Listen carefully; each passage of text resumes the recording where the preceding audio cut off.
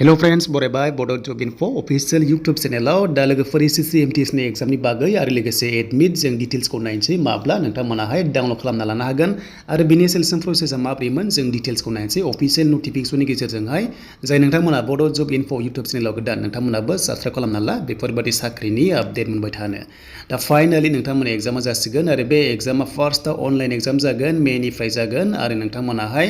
May एबा जुन जायखि जाय एडमिट सो नोंथांमोना नायोब्ला स्टेटासखौ नायनो हासिगोन दा खायसेना मेयावबो थानो हागौ आरो खायसेना जुनावबो जानो हागौ अके एन्ड बेनिफ्राय माबादि सिस्टेमाव एग्जाम जागोन आरो बेसेबां खारनांगोन दा पोस्टआ जोबोर बुरजामोन सो 10,000 नि बारा दङ जाहाथे नोंथांमोना मोननै रोखोमनि पोस्टआव होदोंमोन MTS आव आरो हावलदार पोस्टआव अके सो बेनिफ्राय अनलाइन एग्जामनि टाइमिंआ 45 मिनिट्स आरो लोगोसे मोनसे साबजेक्टआव 20 कुइसन दङ बेवहाय नोंथांमोना सेसन 1 एन्ड 2 दङ जाहाथे नोंथांमोना बेखौ नायो आरो लोगोसे मार्क्स दङ बेनिफ्राय बेखौ नोंथांमोना जाहाथे नायना लायो आरो बे एग्जामाव 13 लेंगुवेजेस दङ रिजनल लेंगुवेज जेराव बर' गैया एसामिस दङ बर'खौ होआसै मिथिला एन्ड बेनिफ्राय जाहाथे फैयो नेक्स्ट लेभेलाव जाहाथे बेखौहाय जाहाथे जोंनि माखासे लिडार्सफ्रा जाहाथे बेखौ नायो एन्ड बेनिफ्राय 45 मिनिट्सआव नोंथांमोना अनलाइन एग्जाम होनांगोन आरो बेयाव पास जायोबा सेकेन्ड स्टेज माखासे दङ नोंथांमोना एसे राइटिंनि दङ आरो मोनसे हाबानि 3 नाम्बार बेवहाय मोननाय जायोमोन अके माने 60 नाम्बार दं नालाय 20 कुइसनावहाय एन्ड इंलिश हिन्दीया नोंथांमोना बबेजों लिरबानो जाबाय बर' हिसाबै एन्ड बेनिफ्राय सो नोंथांमोनाहाय बेयाव पास जानाय लोगो लोगो माखासे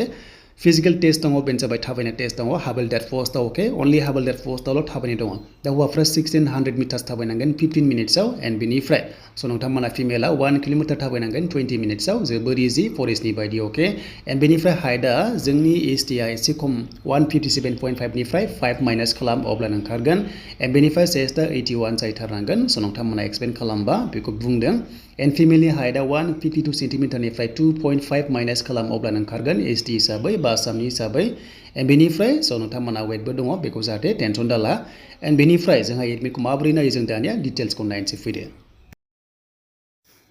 दा एसएससिनि अफिसियेल वेबसाइटआव फैनानै एडमिट कार्डआव नोंथांमोना बेयाव खनसे क्लिक खालामनाय लोगो लोगो एडमिट डाउनलड खालामनानै लानो हासिगोन बा स्टेटासखौ नायनो हागोन दा माब्लानिफ्राय जों हागोन जास्ट नटिसआव फैदो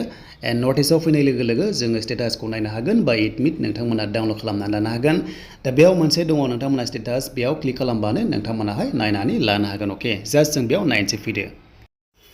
सो दानिया जोंहा बेयाव आइडि होनांगोन जास्ट नोंथांमोननि रेजिस्टार आइडि बार्थडे होनानै क्लिकआव होबानो सो नोंथांमोना स्टेटासखौ नायनो हागोन जुदि आइडि गोमादोंब्ला नामजोंबो बेयाव बार्थडे होनानै नोंथांमोना नायनो हागोन दा बिदिब्ला जों नायनोसै फैदो आइडि होनानै अके बेनिफ्राय जों एडमिटखौ माब्ला हायो होनोब्ला